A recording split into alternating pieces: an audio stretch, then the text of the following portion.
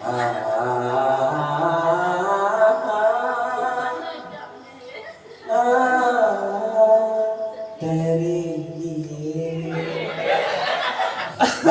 begitu Yusuf lewat, ibu mengangguk semua. Wajah Nabi itu indahnya bagaikan bulan purnama. Jadi benar Yusuf paling tampan, benar. Cuman setiap kali perempuan memandang Yusuf, bahkan laki-laki sekalipun, dia akan memandangnya dengan rasa keinginan. Cuma kalau setiap manusia memandang Rasulullah, mereka lupa dengan dunia, langsung teringat dengan akhirat. Lalu siapakah yang lebih tampan di sini? Rasulullah jauh lebih tampan dibandingkan Yusuf.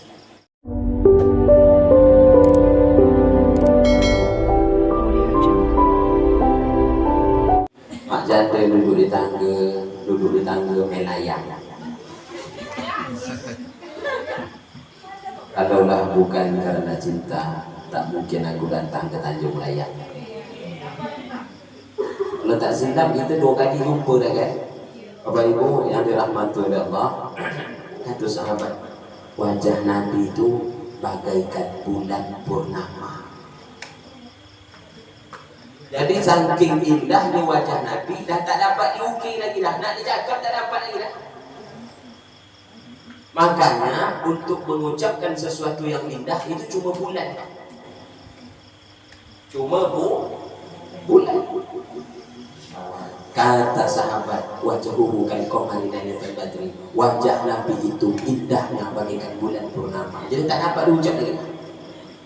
Ibu, antum.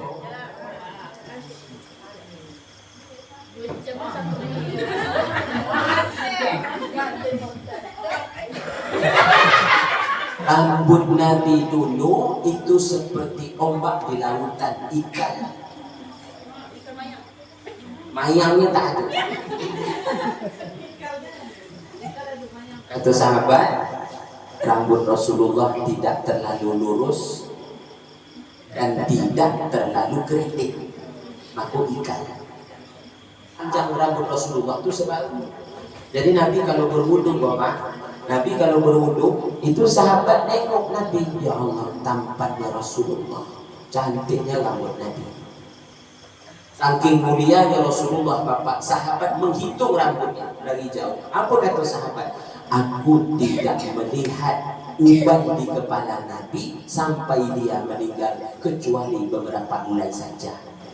Dalam riwayat yang lain kata sahabat, uban Rasulullah sampai hari meninggal tak lebih dari 20 helai.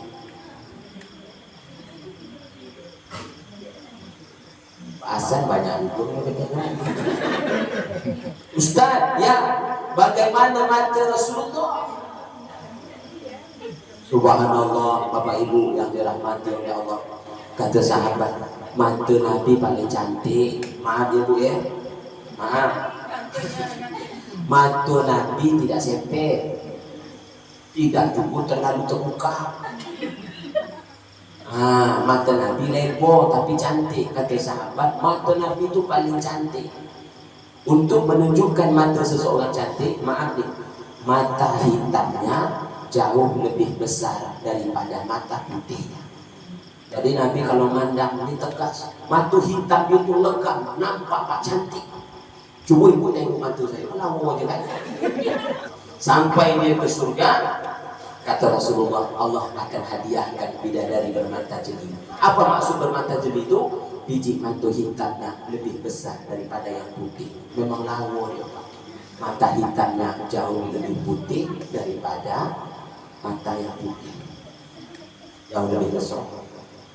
Kebalikan nih, kalau ada manusia yang biji mata kecil, dia macam mata kucing, takut. Atau sahabat Nabi itu sampai dia meninggal, dari remaja sampai dia meninggal, antara perut dengan dada rata. Macam mana anak itu mahasiswa aliyah macam itulah kan. Nabi tak pernah boncet perutnya, Nabi makan kurma. Jadi Nabi itu laki-laki yang ideal. Makanya kata sahabat, dada dan perut rata. Bapak Ibu yang dirahmati oleh Allah, gigi. Apa kata sahabat? Setiap kali aku melihat Rasulullah bercakap, aku melihat cahaya yang keluar dari celah-celah gigi. Nabi kalau bercakap Pak, bercahaya, mulut bercahaya. Ini mohon maaf ibu ya, demi Allah lillahi ta'ala. Nabi kalau ludah itu diambil orang. Kalau nak mengaji tentang Rasulullah, Nabi ludah itu diambil orang. Ditafsirkan oleh ulama makna perkataan sahabat ini. Yang pertama, Nabi kalau bercakap semuanya yang elok. Cakap Nabi itu menyentuh hati yang baik tentang akhirat. Kadang kalau awak ni maaf, awak kadang banyak buang kadang nyakitkan hati, itulah awak manusia itu baik. Kalau Nabi tidak cakap itu pun dengan hikmah. Makanya kata sahabat, setiap yang keluar dari mulut Nabi semuanya cahaya. Makna yang kedua memang benar bahwa gigi Rasulullah memang putih berseri. Makanya Nabi itu kan Nabi itu siang tadi ya Pak kan, Nabi bahkan sampai meninggal pun Nabi bersih. Nah, itu di masjid dulu Banten. Tak saya ulang lagi di sini. Kau depan kalau nak ulang sini. Amin ya Allah ya Rabbal alamin. Nah, jadi Nabi itu kalau berkata berseri, cahaya keluar dari. Jadi Nabi Pak, maaf nih, gigi Nabi pernah patah. Kapan patahnya? Waktu perang Uhud. Itu paling sedih kisah. Nabi dalam sejarah perang, Nabi belum pernah membunuh orang. Nabi ikut berperang menjadi panglima perang, tapi Nabi tak pernah sekalipun dia mengambil nyawa orang. Itu Nabi. Waktu perang Uhud di Bukit Uhud Madinah, Nabi kan pakai baju besi ini diamankan oleh sahabat. Lalu tombak datang.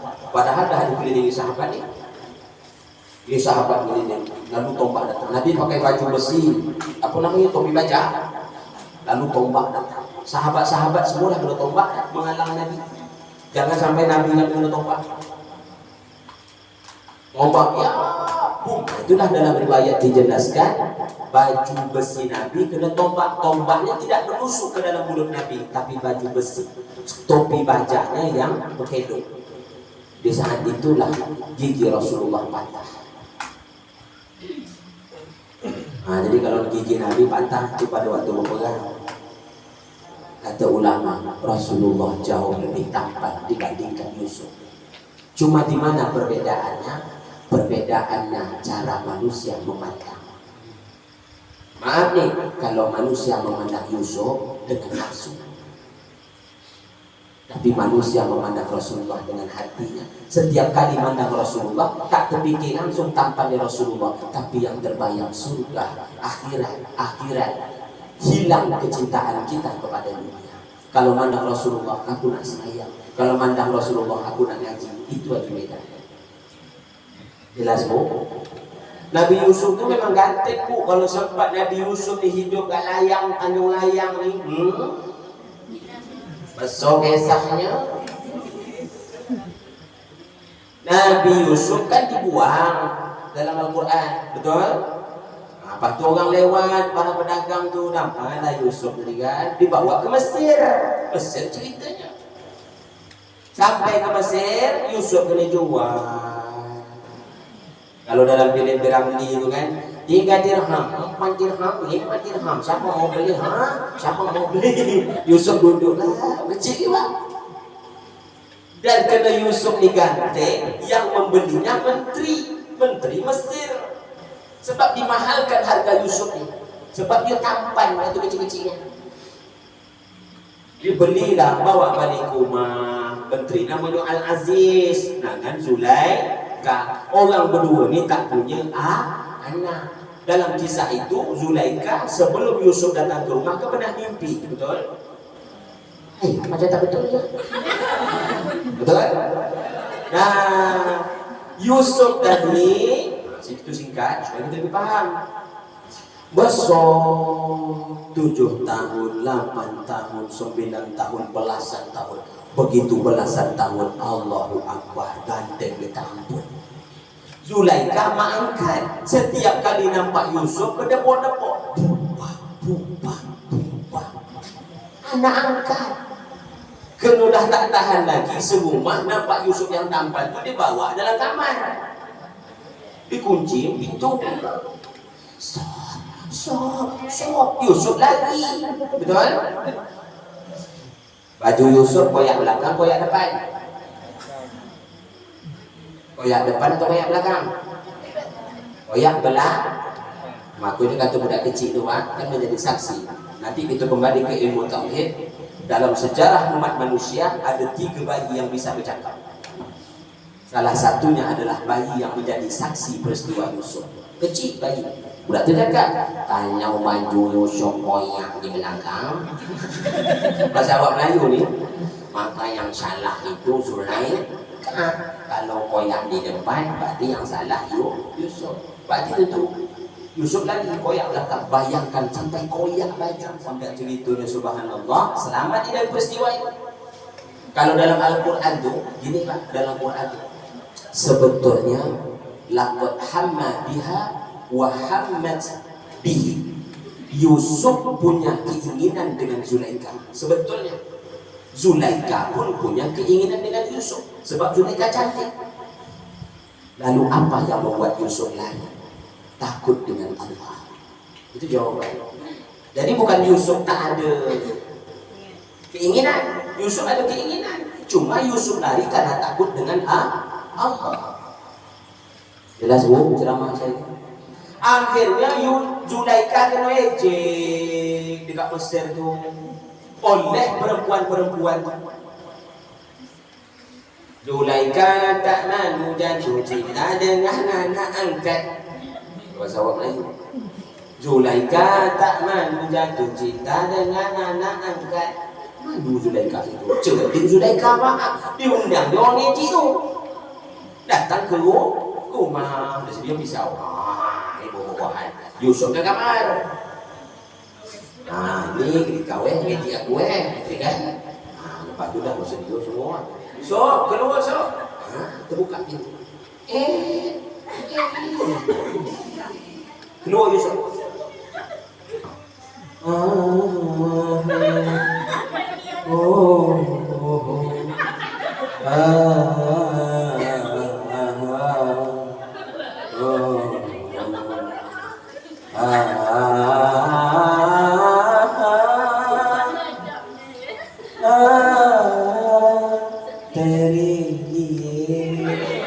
Begitu Yusuf lewat, ibu mengangguk semua. Tapi orang kalau mandang Muhammad tidak begitu nampak Rasulullah langsung tertunduk. Beda dengan mandang Yusuf. Kalau mandang Yusuf langsung ngangguk. Untung mandang Bilal tak ada. Nah, teriris lah bu, jari bu. Tapi bu, dalam riwayat itu ibu-ibu tu tak sampai putus jari tu. Teriris tapi darahnya mencuah. Masuk Yusuf barulah terasa Pak. Jadi benar Yusuf paling tampan, benar. Cuman setiap kali perempuan memandang Yusuf, bahkan laki-laki sekalipun, dia akan memandangnya dengan rasa keinginan. Cuma kalau setiap manusia memandang Rasulullah, mereka lupa dengan dunia, langsung teringat dengan akhirat. Lalu siapakah yang lebih tampan di sini? Rasulullah jauh lebih tampan dibandingkan Yusuf. Saking tampannya Rasulullah, Rasulullah pernah tidur di rumah sahabat pas lagi panas. Lalu keringat Nabi dicampak dekat atas tikok. Nabi itu jangan berkeringat. Sama dengan awak ni, kalau tak bekerja kan tak berkeringat. Tapi saking penat pada waktu itu tidur di rumah sahabat. Penat hawi panas, campaklah keringat Nabi. Lalu sahabat tadi keringat Nabi itu keluluk seperti permata. Keringat Rasulullah bagaikan permata. Lalu kata sahabat, diambil itu keringat. Keringat Nabi yang campak ini diambil, diletak dalam botol. Kelenting.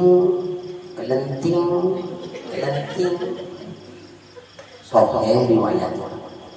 Bangun Nabi lagi tidur, komisi dia. Wahai Rasulullah, keringatmu yang jatuh ke lantai, aku ambil, aku masukkan, aku campurkan dengan minyak wangiku, supaya minyak wangiku bertambah harum. Keringat Nabi harum, digabunglah dengan minyak wangi dia bertambah harum. Itu cerita benar. Kalau keringat awak, itulah bedanya kita dengan Rasulullah. Keringat Nabi itu dipungut orang.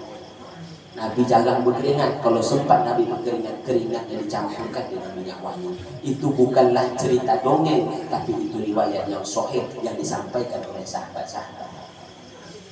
Jelas Bu ceramah saya? Besok ibu kalau sampai Madinah, dalam Masjid Nabawi itu ada kubur Nabi di situ. Besok kalau sampai Madinah, Assalamu alayka ya Rasulullah. Anda tahu umrah kan? Assalamu alayka ya Habiballah. Wahai Rasulullah, aku datang dari Tanjung Layang. Aku ngumpul duit nenas juta 50.000 aku kumpul jadi 30 juta ya Rasulullah. Aku datang ke sini, aku memenuhi panggilanmu, panggilan Tuhanmu. Aku rindu dengan engkau ya Rasulullah. Ini nampak tuh siapa yang datang, siapa yang tidak. Cuma awak tak nampak dengan Nabi. Nah, Bapak Ibu yang dirahmati oleh Allah, saya nak cerita tentang seseorang yang rindu dengan Nabi. Kadang awak ni tak muncul-muncul rasa rindu kan, atau mungkin rindu tapi tak dapat diungkap. Ya Bu ya? Macam tak sedar ceramah saya. Sedar? Tapi saya cerita dari Mi'raj sikit supaya kita lebih faham. Nanti ceritanya rindu pada Rasulullah. Waktu Nabi Lailata usriya bi nabiyillah dakhala al-jannah. Pada waktu Mi'raj Nabi kan masuk ke surga. Dakhala al-jannah. Sampai dalam surga, sami'a wajsan min janibiha. Nabi keliling-keliling dalam surga. Itu kan kisah Mi'raj. Begitu sampai ke surga, Nabi mendengar ada bunyi sendal.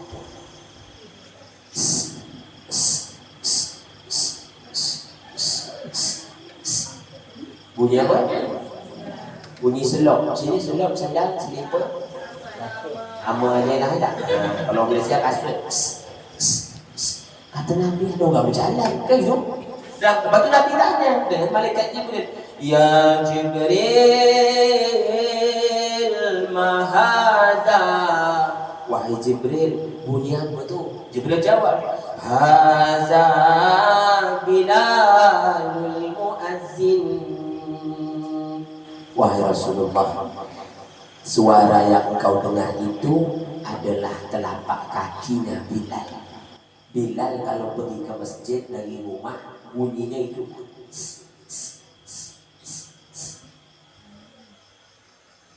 Bilalul muazzin. Apa Bilal muazzin? Bilal tukang azan.